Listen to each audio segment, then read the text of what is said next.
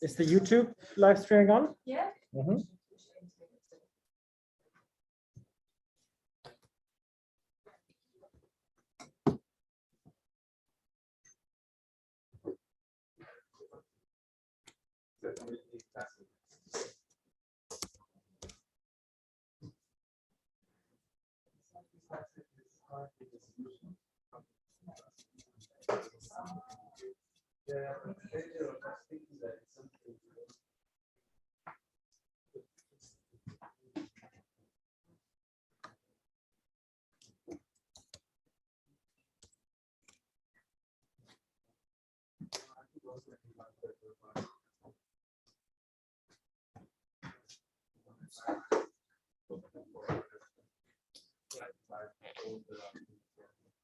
Are there people on YouTube?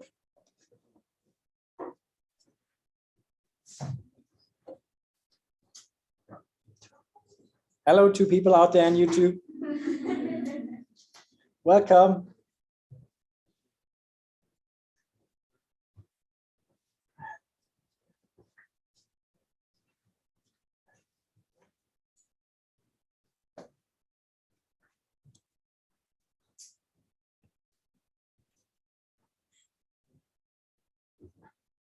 There is a bit of delay, so yours can really copy on YouTube. That's okay.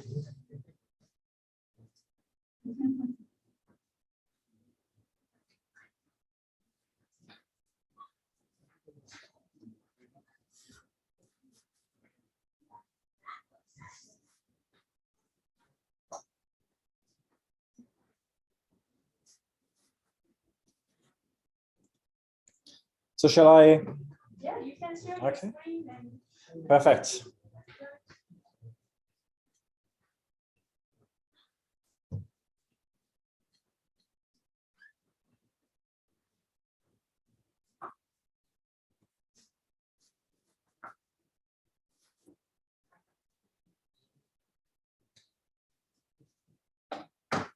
Okay. Hello, everybody again. Hey, so we will have a bit of a bifurcation here, which is that this thing is a talk that is also for people on YouTube, which is live streaming. But we're using our time efficiently in the sense that I'm also introducing concepts that will be relevant for the workshop. It actually fits perfectly because you know exactly what is needed in order to understand what's coming up. But because this is a bit of a talk, more so than the rest, it's 50 minutes long. Maybe we can take questions afterwards. And we will then not do an exercise in this session, but we will do an exercise later that will then apply these things. Yeah. Okay, cool. So with that in mind, I'm going to start. This talk is split into two pieces. I'm going to give you a quick conceptual introduction to the idea of mixed models. And everything that we've done in the workshop component here, actually the primary reason why we do linear models and those sorts of things is because we need mixed models. We will almost always need a mixed model, it turns out. And then I'm going to talk about the actual talk. And the actual talk will be a bit more programmatic, a bit more thinking about what the field does, what can we do better perhaps. So let's focus on the quick conceptual introduction. So we need to review the idea of fixed effects and random effects. And we're now sort of introducing this for the first time in the workshop component. So I'm going to show you some data here. Let's say that this is the average accuracy across a sample of people, the average accuracy across trials. So here there was a clear learning effect where people got better with each trial. Their accuracy rose. And this line is supposed to represent the average across the entire group of subjects that we have. Yeah. We know from the workshop component, but for the people online, just as a review, we know that any line, including this one, would have a starting value. So we have an intercept. Yeah, well, this is where the line starts, where it crosses the x-axis, which is just the prediction for trial 0, which doesn't exist here, but we just need it to fix the line. Now, what happens is that we cannot assume that every person has the same accuracy. Yeah, if I'm doing a study with you and also out there on YouTube, each one of you is going to have a different baseline accuracy level. Yeah, and if we're fitting a simple linear model without telling our model about the fact that the data is actually clustered, that actually some people might be different from others, then we will be mischaracterizing this data. And in particular, each line here in the background is supposed to represent a particular subject. Yeah. So we're now having a group estimate across the entire group. And on top of that, we have individual estimates for particular individuals. And what that means is that we allow each individual to have a value higher or lower than the group estimate. So for example, this person over here, you see this online, yeah, will have a value that is a higher intercept or a lower intercept. We call these random intercepts. Now, random is a bit of a weird word here, because obviously, like, let's say if all of Aviat's values are all lower because he's not as accurate, if all of those values are lower, well, that seems non-random. Yeah, like how is this? Like this actually is quite consistent. If Aviat is consistently worse than all the other subjects, that's not random. But it's random in the sense that prior to having conducted this experiment, I couldn't have known this idiosyncrasy of Aviat. And so, yeah. Because I'm sorry, it is kind of technical glitch. So now the Zoom screen is frozen. So could you share your screen again? Stop sharing. And then if you can do it again. And the funny thing is, you can still see your slide on the camera. So yeah, now this is seems to be. You might want to share the desktop. That's what happened to me. That's Oh yeah, just share desktop. Yeah, I'll do that.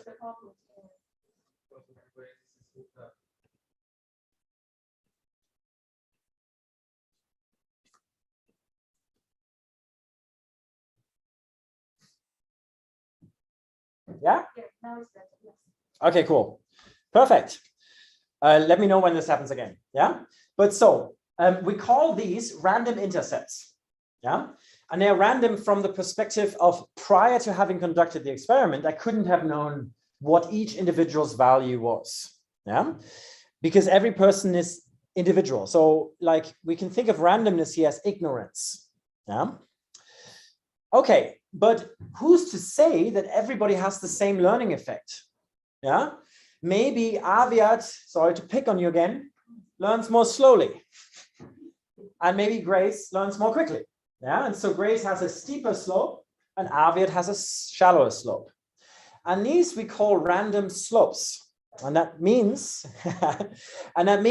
that every particular person might have a different adjustment to the baseline average. Yeah, so this is still the average, but then I have to add a little bit to make Grace's slope steeper, and I have to subtract a little bit from the average to make Aviat's slope more shallow. Okay, so if we have this model, which doesn't know about the fact that there are clusters in the data, I could just write this down as like this. Accuracy is a function of an intercept plus some slope times trial. We know the slope is positive. If we had our random intercept model, so this model knows about these clusters, we can use the same notation. We also still have the average line. We still have an intercept and a slope plus slope times trial. But I'm adding a little indicator variable in there to allow for the fact that there's variation in the intercepts. And I'm estimating in a mixed model how much variation there is in the intercepts. Yeah. So I'm allowing Grace and Aviad and Jane and people out there on YouTube to be different. And I'm estimating the extent to which their intercepts are different. And if the variation of this term is big, then these lines will be very spread out. Like they will be very different from the group average. If the variation is very low, everybody has a very similar intercept. Okay, and so in this case then, I have all of these different lines for each individual. And now I'm also conditioning the slope itself on the grouping factor individual. Yeah, so I'm allowing each individual to have a different slope. So we now have two variation terms, one for the intercepts, random intercepts, and one for the random slopes. Okay. And as we have talked about before, all sorts of things can go wrong if we ignore this variation. We need to tell our model about the fact that people differ in their intercepts. Just a little bit of notation. If you used your standard linear mixed effects formula, and for those of you out there who haven't done the workshop, that's okay, but this is just so you see how this would look like in R. We have a generalized linear mixed effects regression model. That's what GLMER stands for. And we have accuracy as a function of this thing, which is an intercept. The one is a placeholder for the intercept, plus trial. Yeah? And in the model that has the random intercepts, I'm adding a random effect in brackets here. And this random effect means I'm conditioning the intercept on subjects. So this pipe here, or this dash, means I'm allowing the intercepts to each individual to have a different intercept. And additionally, I can add trial, and I can say the trials too will depend on subject, and every individual has a subject. So the front line always will be the group average, and the bottom line will be how much do things vary across individuals. And if we're doing this Bayesian, we just have to use BRM. And it's actually the same function that we have used in the workshop earlier. It's just we use this additional notation for random effects, which go in brackets. Okay. So why is this important? It's actually hugely important. And one of the themes of this talk will be that we need more random effects. We need many, many more random effects. And our field has sort of focused so much on the group average and so little on the variation across individuals. So if this was some linear model and you saw these data points, you would say, okay, y differs as a function of x.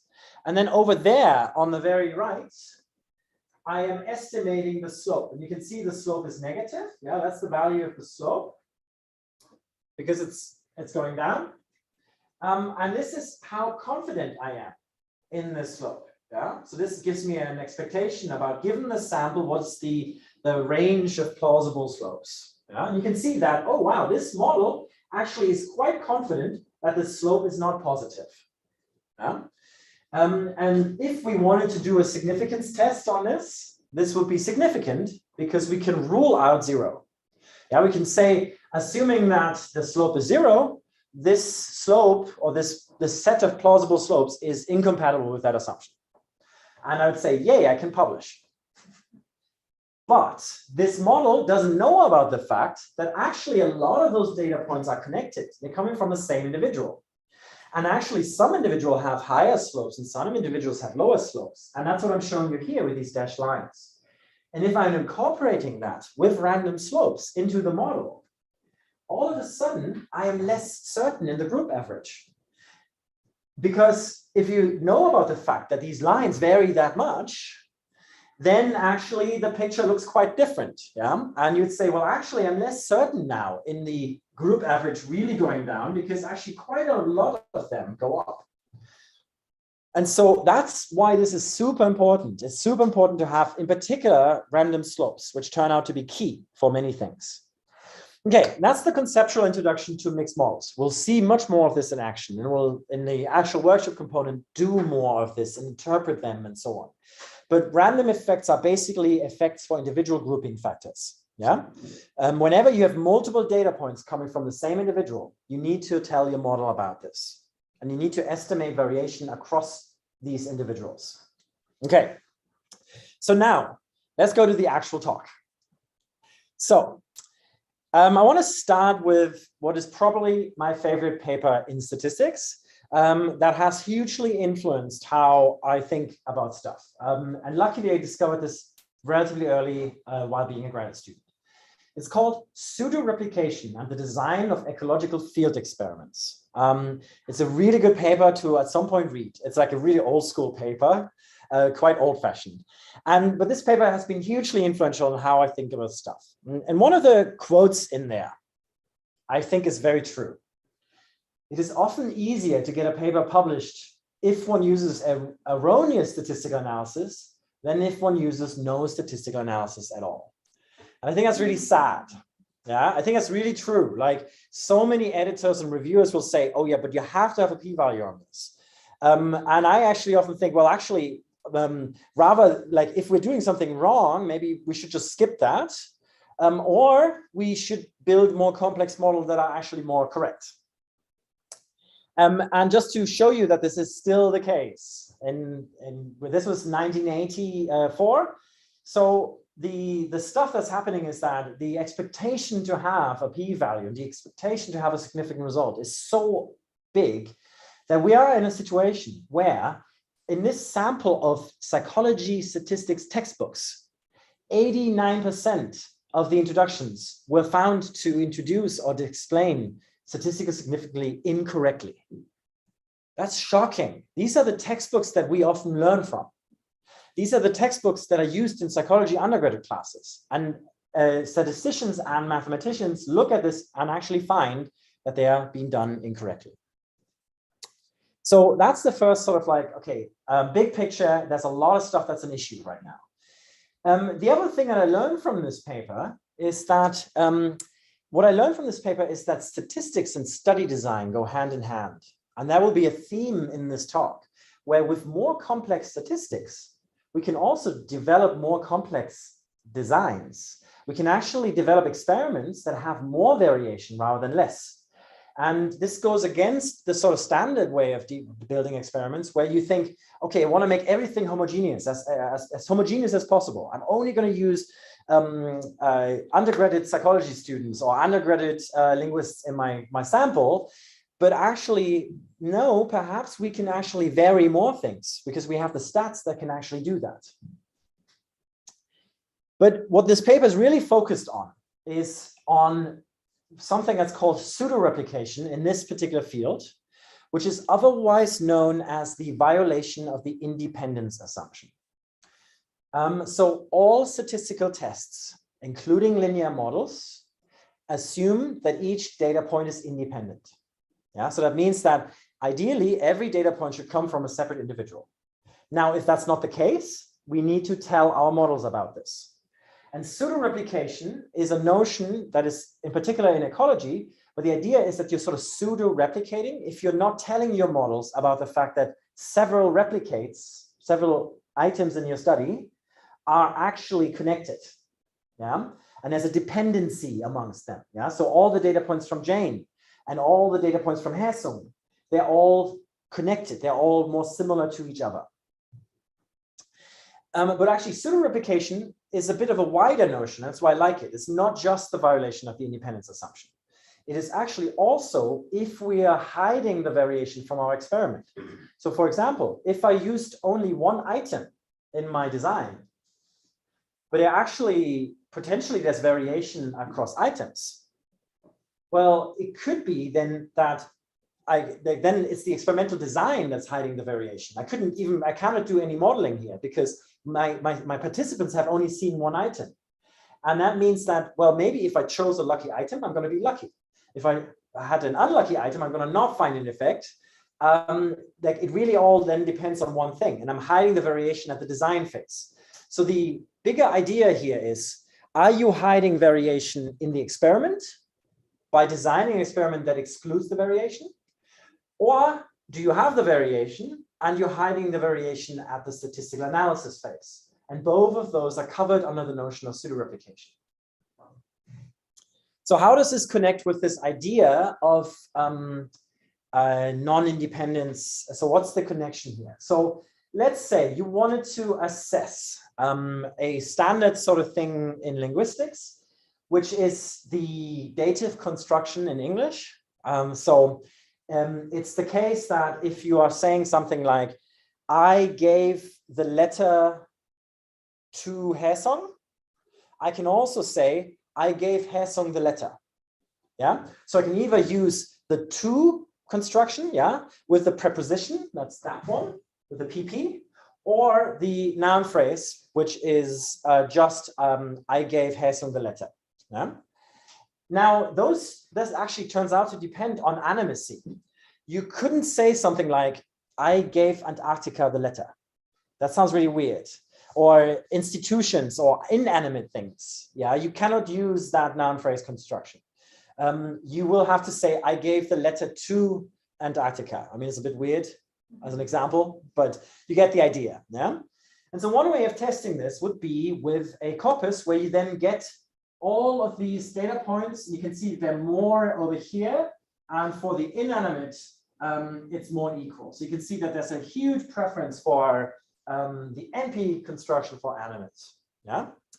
So then corpus linguists and other linguists would use this data and they think, okay, table, 2x2 table, I need to use a chi-square test. Yeah, which is a test to assess whether this is significant in the sense that does animacy influence NP versus PP or vice versa? Is there an uneven distribution? Yeah, going beyond the expectation that it's equally distributed. But the problem is that the chi-square test assumes that each data point is completely independent from any other. So what that means is that the number 725 in here needs to be coming from a completely different individual or a completely different text or whatever, a different unconnected thing from the number 724. Every data point is assumed to be independent. And that's not the case when you're analyzing a corpus. Yeah, if I'm just getting these from a corpus, well, several of them may be, for example, from the same verb. Yeah, maybe like some of them are from the verb give, some of them are from the word send, and so on. So, and maybe some verbs have preferences for whether they like animus or not. Different authors, maybe an author likes to use the prepositional construction, and that's a cluster of data. And then all of these dimensions of variation, maybe the prepositional construction is preferred in a certain register. And they are actually lying behind that summary table. And if we're using the chi-square test on the summary table, then we're grossly mischaracterizing the internal hierarchical structure of the corpus. Each one of those will influence the data. Each of them introduces a dependency. The test assumes that it's independent, and it will almost always be significant if you're applying it to a corpus. And that's one of the reasons is because you're violating the independence assumption. Because there might, for example, be all of the ones that fit your hypothesis might come from one individual. The test doesn't know this because it looks at the aggregate. Now, I'm really shocked. And sorry, this is not colleague bashing. But I'm a bit disappointed. These are amazing colleagues. They know a lot of stuff, and they know actually a lot about corpus linguistics that I don't know. However, this is the newest generation of corpus linguistics book. This comes from 2016. This is 2019, 2020 something, and 2021. All of these discuss either the chi-square test or some other significance test, of which there is now a 30-year-long literature that you cannot use them on corpora. And that's because this tradition of teaching significance tests is so deeply ingrained. It's such a hugely, like this idea that you have to go through a significance test. And yeah, we introduce students to this first because it's the easier thing to learn about, the chi-square test. But actually, if you cannot ever really use them on a corpus, because there's always internal structure that you're ignoring, you're not giving people the right tools. So I think rather than actually giving them the easy wrong tools that actually can only be applied in some very rare circumstances, I think we should go straight to the more complex statistical modeling because it scales better. Okay, so here's an example of what can go wrong if you violate the independence assumption. This is a beautiful example of a published piece of work in a TED Talk that turns out to be wrong because somebody did not have the right random effects. So Keith Chen is an economist, and he has this really cool hypothesis, this really cool result, which is that if you are speaking a language where you don't distinguish between present tense and future tense in your everyday language, like if you don't have that distinction in your grammar, then the speakers of those languages save more money. Yeah. So, for example, German. In colloquial German, I just say, ich gehe ins Kino. I go to the cinema. And that is actually, could be, ich gehe ins Kino, ich gehe morgen ins Kino, like that would be tomorrow. Or ich gehe jetzt, now ins Kino, I'm now to the cinema. So the future versus present tense is actually not distinguished in this construction. And yes, German people, I'm German, they save a lot of money. Maybe I've learned too much English, I'm not saving as much. And where does this come from? Where does this claim come from? So the idea here is that the language influences the way you act. This is a sort of strong Sapir-Whorf hypothesis, for those of you who know that. And this hypothesis actually is very much supported by data, which is that if you're looking at savings behavior across countries, and you're correlating that with the present tense versus future tense distinction, they are actually correlated. This is a real result. But there's a hitch. So if you are entering one data point per language, yeah, English is one row in your table, French is one row in your table, German is one row in your table, and so on for other languages, Korean, Japanese, and so on. Well, the problem is if you're just performing a simple linear model on this, which is what Keith Chen did, you're ignoring an important cluster of variation, which is, well, English, German, Swedish, and Norwegian are from one group, one within the Indo-European language family. And so French, Spanish, Italian, and Romanian are connected, and then Finnish and Hungarian are yet a different language family. And more, you could do this across many more languages. And so if you're doing some analysis like this, these data points are dependent on each other. Yeah, they cannot be treated as independent data points. And it's possible that there's some cultural trait that influences all of them that might actually be, for whatever reason, correlated with the savings behavior, but you might artificially increase your sample size. You are pseudo-replicating if you're not actually accounting for that variation. Yeah, you're violating the independence assumption. You're treating data points as independent, even though they're not. And it turns out that Keith Chen was contacted by two friends of mine who said, hey, you cannot do this. And I think this is a really good example. And I have to say kudos to Keith Chen. So first of all, I mean, this is an economist. I think it's forgivable to do this mistake, perhaps. Yeah, I mean, not necessarily thinking in the moment that you're doing this analysis, you're not necessarily thinking about the fact that languages are related. This is not something that an economist would be thinking of. And Sean Roberts and James Winter said, okay, let's actually do a mixed model now where we add a random effect for language family. So what that means is that we now have a cluster for where languages that come from the same language family are dependent data points, the same way that all the data points from Grace or all the ones from Jane. Yeah. And I'm estimating variation across that cluster. And remember that whenever we estimate additional variance term, usually our confidence intervals become larger. And lo and behold, the correlation goes away. Yeah. So you're okay, whatever language you speak, you're going to save, and your savings behavior is largely independent, it seems, from this grammatical tense distinction, at least as far as we know. Yeah, afterwards. Yeah, after the talk, yeah.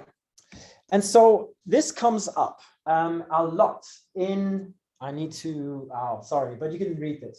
In items analysis in psychology and linguistics. And I want to show you sort of the history of items analysis as an example of how we sort of have ignored random effects at one point and then tried to incorporate them in a bad way, and then things went wrong. If you're designing an experiment and you have multiple items and each person responds to the same item, then you have, again, a dependency. Yeah. If I have one sentence in my study and each one of you out there responds to this, then there's something unique about that item that might be repeated. So we cannot treat responses to the same item as independent data points, even if they're from different people, because there might be something unique about that item that is then dependent or repeated across all of you. And actually, I want to emphasize that this has been known for a long time, 50s. Everybody thinks it started with Clark, and he called it the language as fixed effect fallacy. And the idea here is that people are not actually, at the time, psycholinguists often had just one item.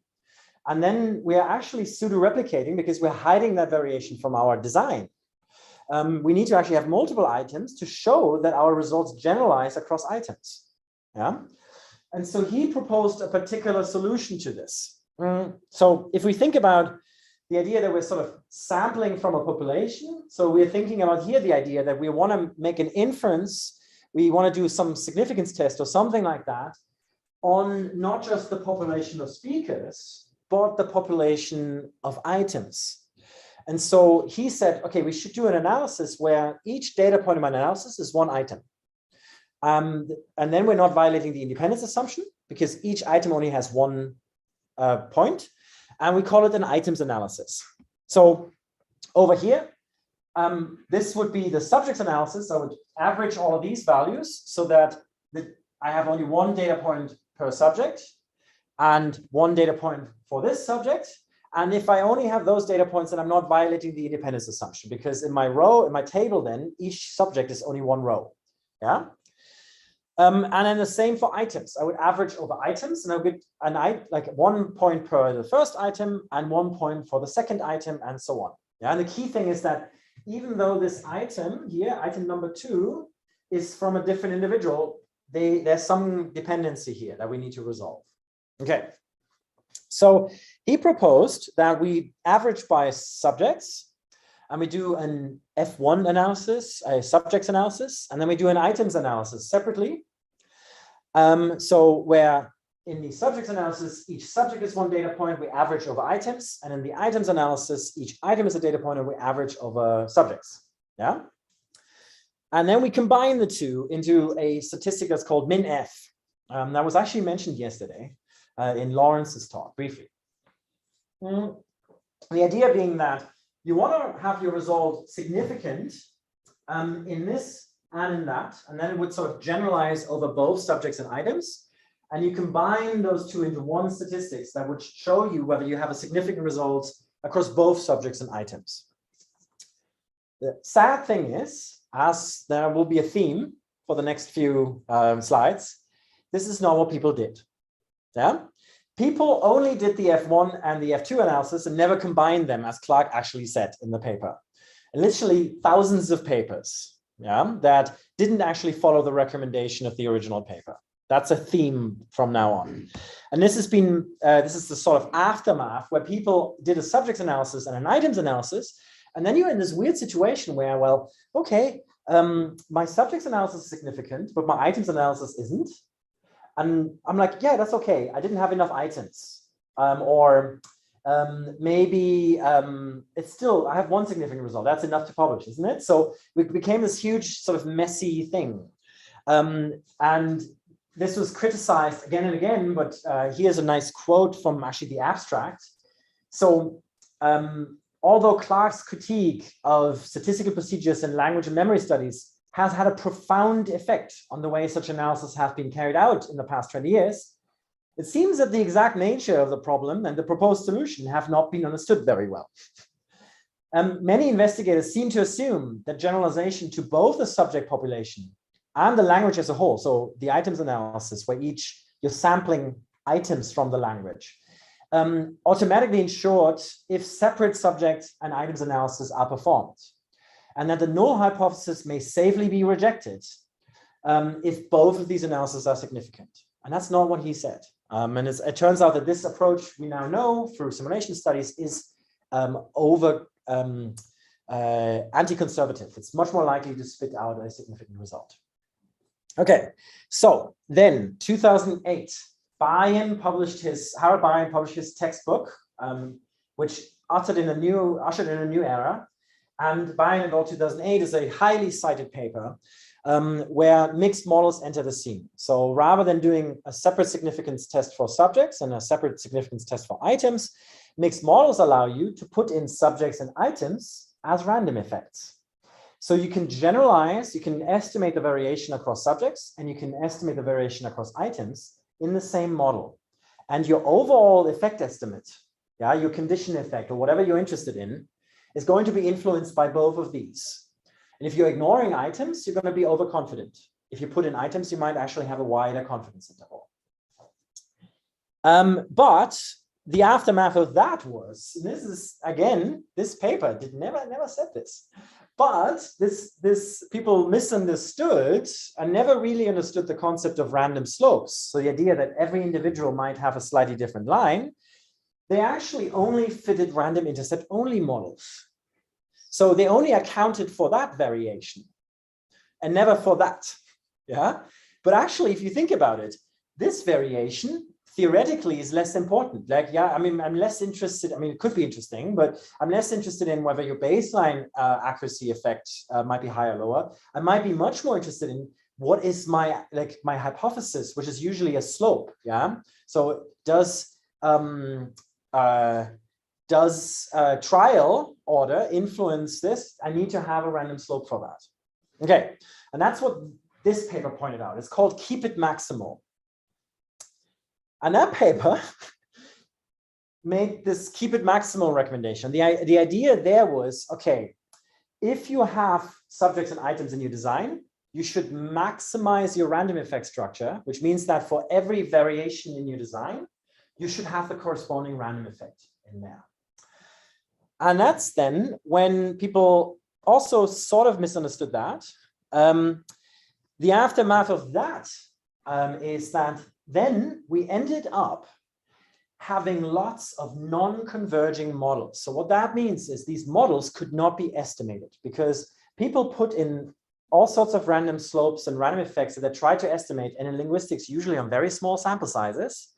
And if the sample sizes are small, it's hard to estimate these parameters. And that's when your model then says, oh, did not converge. I didn't find a solution. I don't know what the parameter estimate is.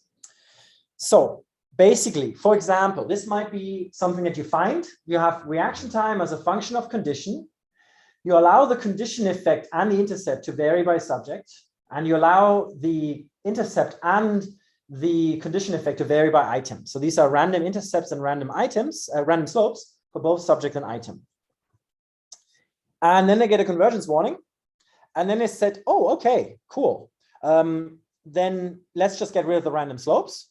Yeah, let's get rid of the assumption that subjects might vary in my condition effect. And run with a simpler model. That model converged and yay. Yeah. But this is wrong for all sorts of reasons, or it's dangerous. It's not necessarily wrong, but it's definitely dangerous because remember that if we're ignoring the fact that people might differ in their condition effect, we are going to have artificially narrow confidence intervals. If we know about this variation, then we might have them wider. By the way, if you're one of those people who've done this, like me too, yeah? So no shame, yeah? Let's all hold hands and do better. But the other bigger thing here, the bigger problem is your regression model is your assumption about your study system. And if you theoretically assume and have reasons to expect that subjects differ in their condition effect, you shouldn't change your theoretical assumptions and your worldview and your understanding of your study system just because some flimsy numerical estimation procedure didn't find a result. You should try to make that thing go away. Yeah? And really, the bigger picture here is then that simplifying a random effect structure is a serious issue because your theory and your regression equation, they should actually be sort of mapped onto each other. Okay, so this is one of the reasons why we want to do Bayesian. Because for those of you who are out there online, you're going to, not going to learn this tomorrow. We're going to see that Bayesian models are much more robust in the way they're being estimated for various reasons. So if I was to use BRM instead, actually the convergence warning would go away and I don't have to, most of the time, almost all of the times, then I wouldn't have, I can actually run the model that's theoretically justified that actually knows about every individual variation term. And that's really one of the main reasons to go Bayesian. It's not necessarily because you need to be a Bayesian or because it's like cooler or the new thing, but actually because you can finally fit the models that you wanted to in the first place, that are theoretically motivated and that are not ignoring the variation. Okay, so with this in mind, we have solved the convergence issue. Actually, it's pretty much a non-issue in the Bayesian world. My models have all converged since I switched to Bayesian. But we'll get back to this idea of hiding variation now from your design, yeah, and how that interacts and how sort of we can use random effects and experimental design together to design with variation in mind. And that's a term that comes from Tal Yaconi in this paper that you absolutely have to read. Yeah, it's so good. It's so shocking. Gives me goosebumps just thinking about it. Yeah, it's such a good paper and a true shocker. So not only is there the replication crisis, there's now the generalizability crisis. And so what is this generalizability crisis? Well, Tal Yaconi talks about, for example, item analysis. And he says, well, if you have a study that is based on just one item, then you might have a lucky item, but you haven't demonstrated that it actually generalizes across items if you didn't sample items as well. And actually, this is a really important point. And I think this is more important than the replication crisis. Because, for example, if you were to have a study that has one item, and in psychology, this is still the case, yeah? And you find an effect, and then they say, okay, well, let's make one of these big replication studies. And there's actually examples of this, and he discusses them, where then 20 labs replicate this effect with exactly the same item. We now know that this one item works really well, yeah, but we actually haven't demonstrated that it generalizes across different items. And we have been sort of influenced by this paper and have written this with Martin Grice. And this, I'm really proud of this paper. I have to say, this is one of my like the things that I'm most proud of in recent times. With Martin Grice, Independence and Generalizability in Linguistics, which is sort of a summary of this talk. But crucial, we were influenced by Tal Yaconi, and this was 2021. Yes, this paper was a preprint before. So maybe preprints are good after all, because we actually knew about this paper and ours came out before, which is like strange, but yeah.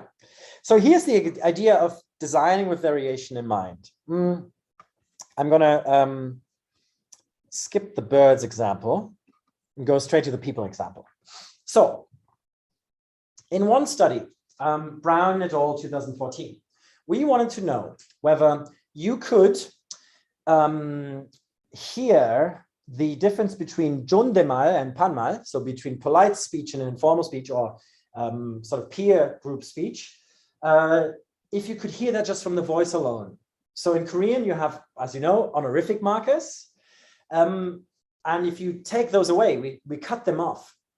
Can you hear from just the rest of the utterance without the markers, whether the speaker intended a polite versus informal reading? So being good researchers, I guess, we had a bunch of listeners because we want to know that this result generalizes across listeners. And being psycholinguists or having known about Clark 1974, items as fixed effects and so on, we said, well, actually, we need to have more than one item. So we had multiple items. So one sentence that was in a coffee shop and one sentence that was somewhere else, like different example scenarios. Yeah, because if we just take one, we don't show that it generalizes. Maybe you see a problem with this. there's actually an additional source of variation. We are actually pseudo-replicating here with respect to one additional dimension. If we take only one model speaker, then maybe we are lucky and we have a model speaker that makes a big difference in their speech. Or maybe we have one that has no difference. And then actually we might either have a null result or a big effect, but we haven't actually shown that it generalizes across speakers. Yeah, so we don't only have listeners, but also speakers. And so we actually should also sample speaking voices. And so what we did here is we sampled items, we sampled speakers, and we sampled listeners. And we had 3 random effects in this study: speakers, listeners, and items. And by finding a result, we are able to formally demonstrate that people are actually able to perceive the distinction between polite and informal speech across all of these sources of variation. So our model spits out a result. One parameter estimate is like, yes, they can do this accurately, but it's generalizing across all of these clusters. And that's better than ignoring that, both at the design and in the analysis. Interestingly, one of the reviewers said, why were stimuli not repeated? Yeah, and this reviewer wanted to have exactly the same thing multiple times in the perception experiment. That's a sort of tradition in phonetics that is luckily, I think, slowly dying. The idea, our response to this was like, why should they be repeated? So this reviewer wanted to have multiple times exactly the same item. And yeah, that could be interesting, but the only thing that you're getting then is you're estimating that one item more accurately. I think it's better to have more variation and demonstrating that something is consistent across different items. We can talk about that later. I want to talk about one. So we have done this, and also Francesco has done this, and there's a few, I think there's now also a few other people. We've done this across studies. So we have in perception experiments, multiple speaking voices and incorporating those. Okay, I want to show you one extra example, and this connects with this topic. Of the map task that's very often used, particularly in prosody research, because you have 2 individuals come to the lab, and it's usually much easier to do question-answer pairs if you have an actual interaction. Yeah? So people use like the map task. So somebody has to explain the map to another person. And then the way this usually works is you have a map task instructor and one follower, and they have to follow the map that is being told them. And they do usually mismatch so that there's a bit of reason to have some extra communication, like, no, I don't have the tree. And usually, and in the paper, we discuss examples where then people would repeat the roles. And they would use both, if you're interested in question intonation, they would use both the data from this piece and from this piece. Do you see a problem with this? So non-independence. Well, if I have just listened to all of your questions, well, my question intonation is likely going to be more similar to this. So we have introduced a dependency by having people within the same diet, and they might be more similar to each other and more different across diets. And so actually, if we're doing this task, we want to use both speakers, we have to account for by diet variation. And so we have to add a diet random effect. Yeah, we want to generalize over diets in this case. Yeah, because each diet is going to have something unique about it, the same way that each subject is having something unique. So this is an interesting thing where I was actually, I learned something from Francesco here, which is if this study that I showed you so proudly before actually was ignoring another piece of variation, which is, if you think about it, this actually has a hidden dyadic structure. Because if I'm a listener in an experiment and I have multiple times stimuli from the same voice, the particular listener-speaker combination might also be better or worse for some. Maybe I can perceive accuracy, politeness really well from Grace, but not so well from Hesse. And so actually there's a sort of additional random effect, an additional source of variation lurking behind here, which is the listener speaking voice combination. And that's something that we didn't model at the time. And in Francesco's papers, they show that this captures some variation. So it's actually an important thing. And it captures the fact that listeners adapt to particular speakers.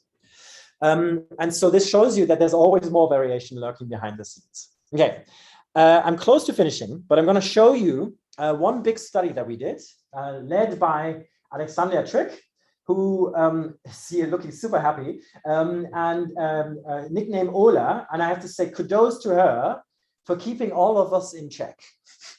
Yeah, this was a 26 author paper. And she was the team leader and sort of like had to do a big work to get us all together. And it was like more of the work of a conductor. And in this task, we're doing something, this is actually a lot of my own research is sort of focused on iconicity.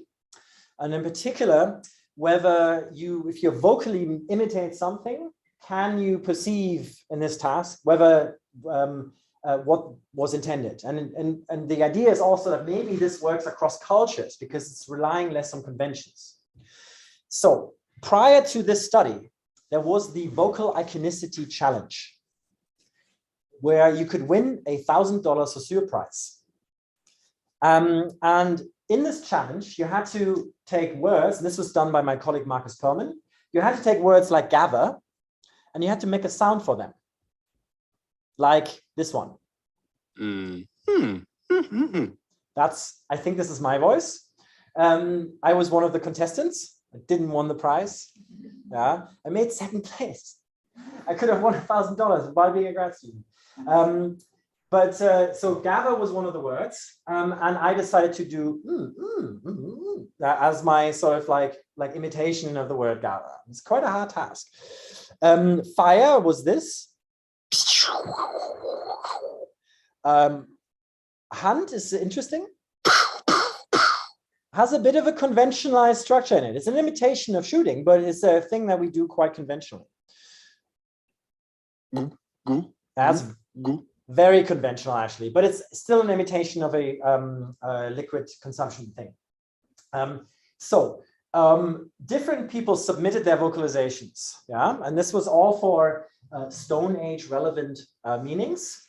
The idea being that you wanted to have a situation where you have concrete concepts that might have been sort of the origin of languages, where there was no conventions and you have to come up with a first sound. Yeah, and then the question is, can listeners who are not the original producers perceive this? And you would win if you had the highest accuracy scores, if your vocalizations were most accurately guessed. Yeah, that's how you win the challenge. So what they did is they got these vocalizations from, I think, 15 teams that submitted. And then the listeners were American English listeners on Amazon Mechanical Turk, so like online experiment. And maybe you can see a problem there if you wanted to look at the origin of all languages. Yeah, well, an American speaker or somebody from the Western world will be able to interpret these conventionalized vocalizations. So what we wanted to do is we wanted to do the same test, but with 26 languages from across the planet. And we actually also have some field work in there where we have some of the speakers are from Papua New Guinea, some are from the Amazon in South America, in Brazil, so really remote cultures as well. And we wanted to play the vocalizations taken from the vocal iconicity challenge, and each one had to pick one out of 6 meanings, or sometimes a clapping sound to make sure that people are paying attention. Our model looks like this. We're interested in, are people accurate? Yeah, can they perceive this by chance? Because then we could say the vocal modality is actually really good for iconicity. The background here is that people think it's really bad and think that gesture is better. And we wanted to show that vocal iconicity is actually really good. So we had listeners, yeah, because maybe one person is again more correct than the other. So we have listener variation. We have meaning variation. Yeah, this is a meaning random effect. Yeah, all of the data points from the hunt meaning might be more accurately guessed than from the fire meaning. Yeah, we have creator variation because there are different teams that submitted. Some teams of the submitters might be better than others. We might have a unique item or unique vocalization. I'll talk about that in a second. We have language variation. Yeah, maybe all the Korean speakers were better than all the German speakers, or so on. So each multiple data points from the same language, and then multiple data points from the same language within language family. So maybe everybody from the Indo-European language family was more accurate because that's where the vocalizations came from. Could be, yeah. So we had this model as the primary model in this paper. And notice that this model only estimates an intercept. It only estimates the average accuracy. Yeah, the height of this line, but no slopes. It's just estimating the accuracy itself, nothing else.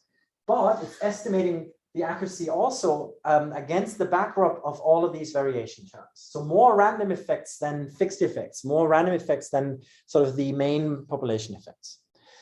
So briefly, I want to talk about this unique item thing. What is that? It's specifically the exact vocalization. So if you have your design and you have listeners, 4 data points here or multiple data points from the same listener, listener 2, knife, cook, and so on. Well, we know that all those data points from the same subject might be more or less accurate, so they are not independent.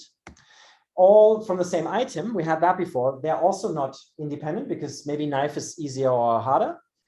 All from the same team, maybe one team of the submitters, yeah, to the vocal iconicity challenge. And if you notice, that means then now the knife team combination is also repeated. So actually we have a new dependency. And that's so thinking about the fact, well, actually, this is one particular stimulus that multiple listeners, we have multiple data points for this thing.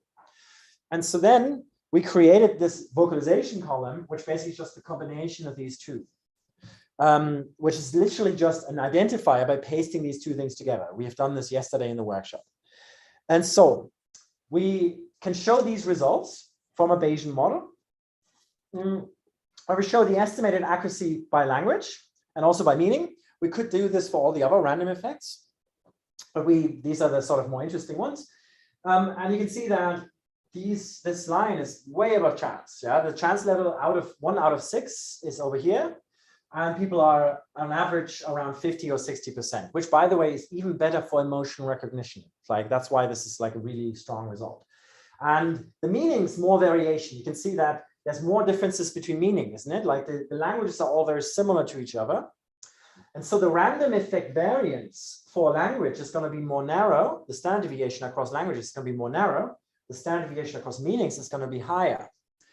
And notice that this interval takes all of this information into account. It's an interval that takes into account all of these random effects. That's why this is really powerful. So we actually in the paper report the random effects. Yeah, and this is another important thing. I think it's important to talk about them. And I'm almost done here, Sam. So like, it's supposed to be 1 hour, isn't it? Yes. Yeah, 2 or 3 minutes. Yeah, I'll go just a little bit over. Remember, random effects are standard deviations. So what is the standard deviation across meanings? What is the standard deviation across vocalizations? And so on. This is really interesting information. Notice in particular that meanings have the highest standard deviation. What that means is that whether you can imitate something and how easy it is to perceive that, yeah, varies very greatly between the meaning. That makes sense. Yeah, I mean, try to make a sound for the concept democracy or freedom. That's going to be hard to do, but maybe cook is a bit easier, but fire is probably even easier than that. Yeah. So meaning variation was the biggest. And notice, and this is really cool, the language variation is one of the smallest ones in here. So this is the unique item effect. This is the listener effect. And notice that the language variation is less than listener variation. What that means is that languages are more similar to each other than listeners are to each other within the same language. So they're more individual. So there seems to be big differences in who can do this task really well. And those differences are bigger than whether a particular language can do this task really well. And to us, this suggests some sort of universality. Like it suggests that, yes, it does matter quite a bit what you're imitating, but actually the languages are very, very similar. Okay, I'm going to stop here and do this tomorrow. So to conclude is we almost always have these clusters we almost always need random effects. Multi-level regression, by the way, is just another word for mixed model. They're synonymous. Two different traditions of talking about the same thing. And this person, by the way, which is one of my favorite new textbooks, and we'll talk about reading recommendations in the course tomorrow, Richard McElrath is one of the people who will never, ever recommend a default approach. Yeah, he's very much against defaults. He wants you to think about your data. And this person says, actually, this thing deserves to be the default approach, not because it's cool, not because it's the new kid on the block, but because we have always clusters. We need to have these sources of variation that we incorporate into our models. We will almost always need a mixed model. So, programmatic take-home points. Our complex, nested, and hierarchically structured designs almost always require mixed models. Yeah, we will always need random effects. Our mixed models generally need more random effects. Yeah, we need to actually think about, well, actually, more of them is better. And I like to call them big random effect studies, not keep it maximal. We shouldn't jump to simplifying random effect structures as a first strategy to counteract non-converging models. So if your model doesn't converge, be very careful if you're simplifying it, because you're changing your assumptions. And maybe try Bayesian and it will converge potentially, hopefully. The idea of mixed models hasn't fully sunk into our experimental design strategies yet. We are, for example, not actually thinking of the fact, well, I could have a random effect for speaker voice, therefore I could also sample speaking voices. People should discuss random effect variance in their papers and incorporate this more into theorizing. And we should design with variation in mind, to use Tal Yaconi's phrase. And with this, I want to say thank you, and I want to take questions. Thank you.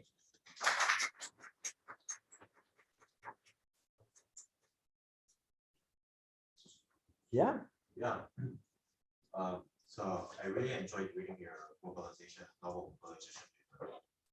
I had one question about it, is that if the stimuli are not linguistic, so they're not linguistic stimuli, they're actually vocal stimuli, which are non-linguistic, why would you put the languages of the participants as variable and not their cultures? Because, for example, you can speak the same language, but it could be different cultural domains. So, for example, if you test an American professor and an American hunter will guess the stimulus for a hunt more easily than the American professor, even though they both speak English. Very good question. So actually this fits. So this is not just a question about just iconicity, but actually it's about, fits very well with the theme of this. So I think you're very right in the sense that, yeah, these are non-linguistic vocalizations, so maybe language doesn't actually matter as much. And maybe culture is the driving factor. So essentially what you're saying, and I think you're right, is that even this analysis that has so many random effects could have more random effects. The culture one we were thinking about, but the problem is that we didn't know quite how to operationalize it. And we didn't quite know how to cluster our speakers according to culture. And that's why it's not in there. So this is more of a pragmatic feasibility thing. And that's sort of another thing, and that's also a part of the Tal Yaconi paper, which is that in the limit, there's always more variation terms that we could incorporate. There's always more random effects that every experiment, no matter how much it is designed with variation in mind, will ignore some sources of variation. And we have to sort of, on a study-by-study basis, think about what are the variations that might matter, and then also what are the variation terms that we can include or that we can easily include. And that's another thing to think about, which is that now that mixed models have been in the field for 20 years or so, or since 2008 in particular, we need to think about what are particular interesting or important random effects for particular fields of research. That's what we do in the independence and generalizability paper. So psycholinguistics has had a long tradition of mixed models. So there we know that subjects and items clearly need to be random effects. Like it's shown to be important again and again. But then, for example, corpus linguistics hasn't had mixed models. It's only recently that people started using them. So we don't actually quite know what are the important random effects that we need to put in. And that's what our paper tries to achieve. We sort of discuss what are random effects in social linguistics, what are random effects in corpus linguistics, what are different types of random effects to show you the variety of the concept, so that you can think about your system and your study where what is the source of variation that I need to incorporate.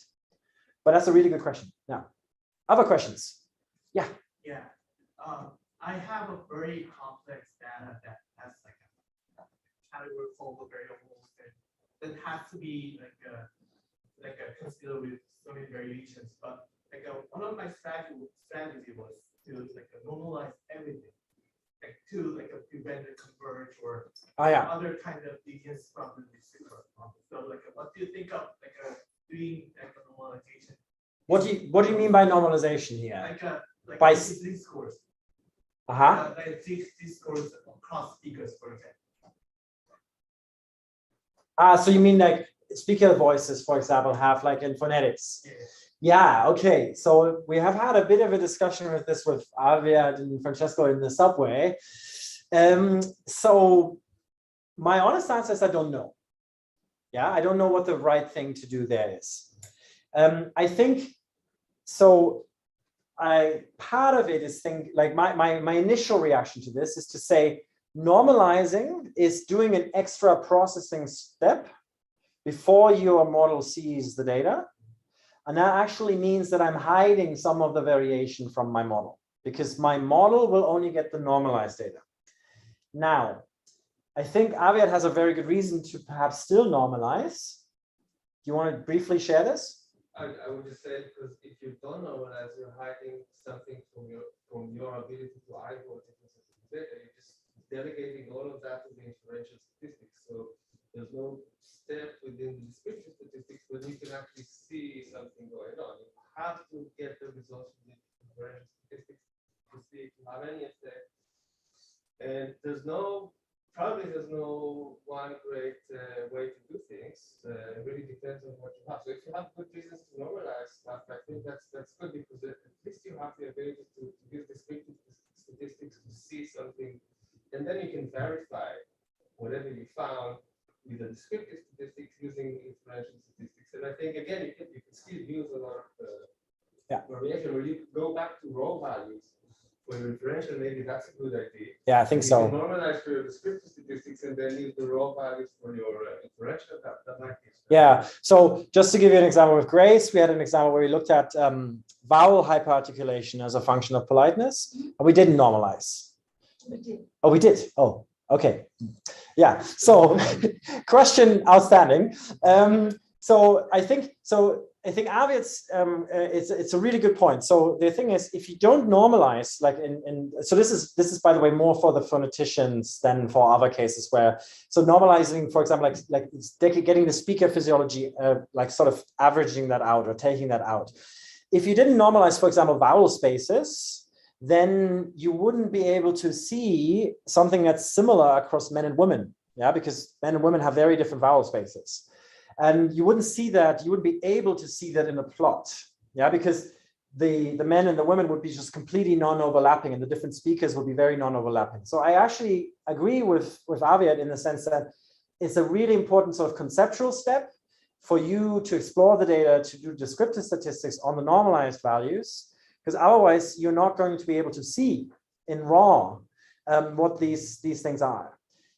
Whether the mixed model is better or not with the normalized data, I'm a bit hesitant and will just say I would make this data dependent and like sort of think about your situation, whether if it doesn't converge, then maybe the normalized version is the better one. So that's another thing. But I think it really depends. Yeah. Yeah, cool. Yeah. Francesco.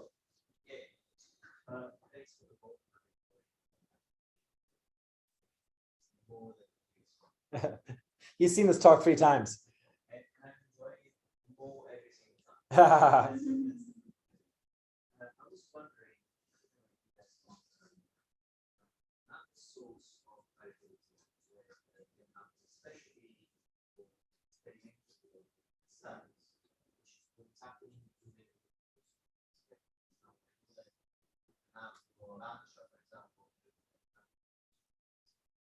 something that differently from what happens with subjects and items, which can be quite similar to the slopes. It seems to be a bit more resilient.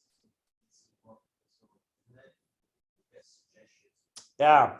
Okay. So this is a really good discussion point, actually. There's a really cool paper that is called "The Cave in the Shadows," I think, which is the it's Bates and Buy-in, and they talk about a particular source of variation that we all ignore.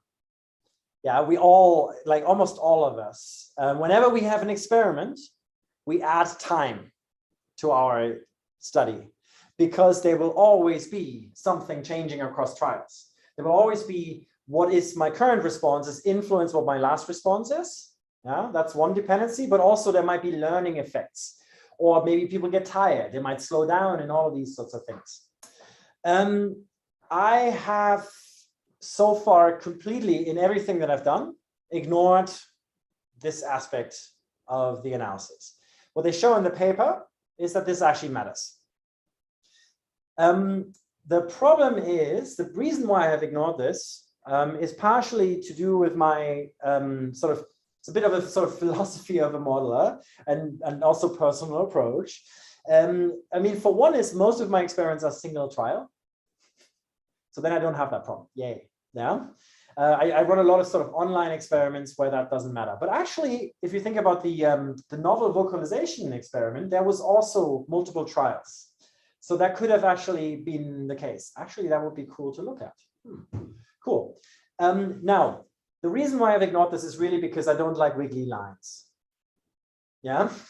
I like straight lines. And the problem is that people in experiments will always have these sort of like nonlinear tendencies, like they will slow down and slow up, speed up again, and so on. And they use an approach that's called a generalized additive model that is able to then account for these variations in these lines. And I am partially not an expert in generalized additive models. So that's part of it. It's just like I don't actually understand them well enough to feel comfortable with making sure that I do everything right.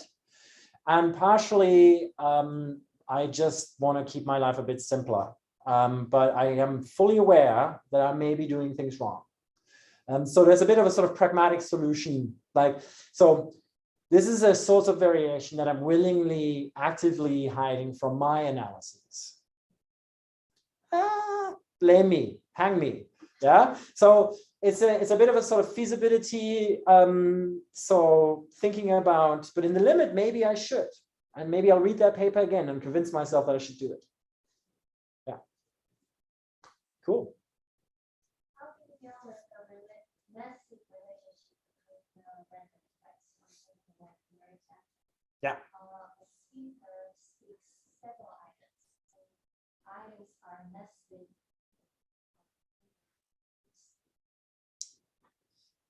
Wait, yeah, this depends. So there's two designs here. So if item was nested in each speaker, that would actually mean that the items that you are getting are different from the item that, for example, Haesung is getting. That would be nesting. What you're talking about is crossed, where if Haesung and you get the same items, that's a crossed design. The good thing about the notation that BMRS uses is that you don't have to worry about this. The BRMRS, the formula, the notation, the random effects specification works exactly the same.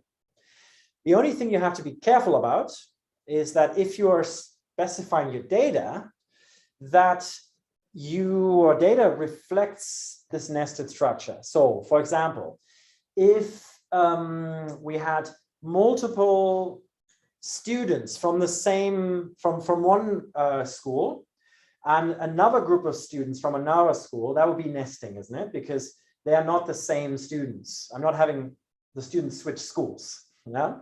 So that's nesting.